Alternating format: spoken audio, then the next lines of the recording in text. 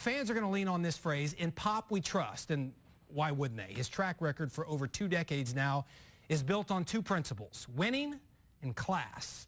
I don't know what to say to someone who's done so much for so many, but my guess, whatever it is, you start by saying thanks. Dear Pop, a thank you letter seems so simple, silly really, when you consider what you've done for our city. Oh my God. Oh my God. That's what it's a crazy feeling. That's what it's about, baby, right? Yes. But knowing what I know about you, about what you value in relationships, I'm hoping you can appreciate the personal sentiment only a letter can deliver. So here goes. Thank you for knowing then what we know now, knowing that pro basketball is more than a score or a championship. My long-range plan was to get somebody as smart as he was, and with the emphasis in his player acquisition on character and character development as part of the, looking at the whole man, if you will. Thanks for knowing that over the course of 20 years, fans will always react and overreact to wins and losses. But no matter what happens on the court, they'll rally around character often. So thank you for knowing that David Robinson and Tim Duncan were meant to be lifetime Spurs. And he goes sprinting off the floor. Look at that. And that Dennis Rodman wasn't. The Heat have gone cold. And the finish. Flushes it with the left hand. You're the first to admit coaching can only take a franchise so far. You do need talent, but not at the expense of your vision, your plan. You give the credit to your players, but at best, it's 50-50, Pop, because those players respond to you, and that was never more evident than the summer of 2000. He loves to screw with me. The guy just loves to see me twist. Stay, Tim, stay? Of course he would, for David, for the city, and for you, even though you would never admit it. But make no mistake, the reason Tim Duncan decided to stay in San Antonio was basketball. The San Antonio Spurs select Tim Duncan from Wake Forest University. The relationship you share with Tim, that bond formed on the beaches in the Virgin Islands, in my opinion, is your greatest achievement as a coach and a teacher. TD, what are we in?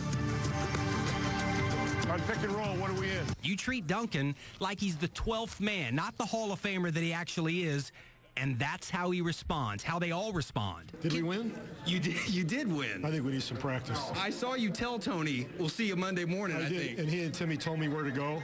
And they poured this liquid on me and kicked me right out of the locker room. For nearly 2 decades, despite all the changes within the organization, one thing hasn't changed. Your coaching catchphrase that at its core goes beyond sports. Get over yourself and just go play. Penetrate hard. Good passing. Shoot with confidence. I want some nasty. Of course, over the years, thanks to that little microphone you wear during games, we've heard a few of your other mottos. The great part is we got all night long. So, thanks for the insight. I can care less about winning or losing this game. I'd rather win like everybody else, but you got to play the right way. In an age of me, to you, nothing is more important than team, and that's made it important to us, to our own kids. So thank you. As a father who is just now teaching his own son the value of sports, watching you handle success and failure in the same manner makes my job easier. I say failure, that's actually not true. What happened last year in the finals only served as an even greater teaching tool for my kids, for all kids. There's no failure in that, only lessons. I've never been more proud of the team, nor have I ever gotten as much satisfaction from a season in all the years I've been coaching. To see the fortitude you guys displayed in coming back from that horrific loss last year and getting yourselves back in the position and doing what you did in the finals. You're really to be honored for that. Losing hurts. It's okay to admit it. That's what you've shown us. But to lose without class or grace, well, that's unacceptable. On a side note, LeBron owes you a thank you, too. He was gracious in defeat the other night, and I can't help but wonder if that's because you showed him how after Game 7 last year. Be a man, shake a hand. But in simple terms, that's big boy basketball, and that is the Spurs way. We could do this for hours, thanking you for all the wins, the banners, the on-court humor. Well, Coach, defensively, you held Miami to 13 points that quarter, 7 turnovers, 5 field goals. What was the key?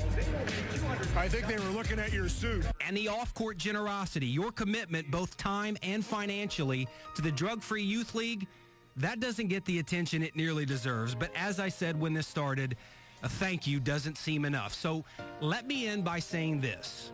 As we celebrate a 5th NBA championship together as a family, I think I speak for Spurs fans worldwide when I say our message to you is what you've told your team, your own Spurs family, so many times before. Pop, what was your message to the team after the game? No, I just told them I loved them. Thank you, and sincerely, David Chancellor, a lifelong Spurs fan.